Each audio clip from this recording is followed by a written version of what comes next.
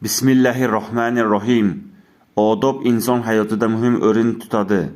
U insonning ichki dunyosini ifodalab, boshqalar bilan kechadigan muomala va munosabatlarni tartibga solib, uning go'zal bo'lishini ta'minlovchi mezondir.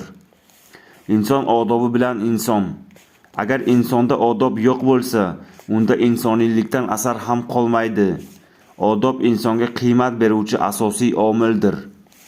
Bu haqida mashhur matematik olim bobomiz Abu Muso al-Xorazmiy rahmatullohi alayh quyidagi ajoyib tenglamani aytgan. Agar inson odobli bo'lsa, uning qiymati birga teng bo'ladi. Agar husn sohibi bo'lsa, birning yoniga nolni qo'shasiz.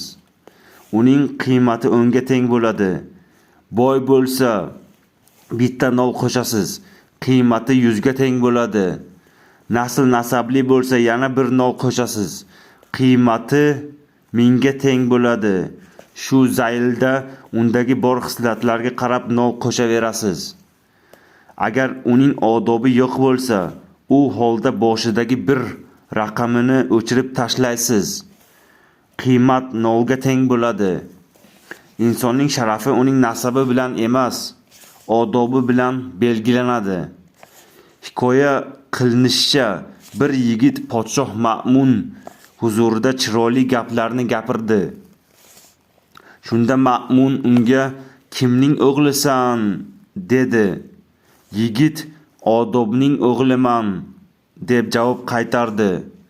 "Qanday ham yaxshi nasab ekan", dedi Ma'mun.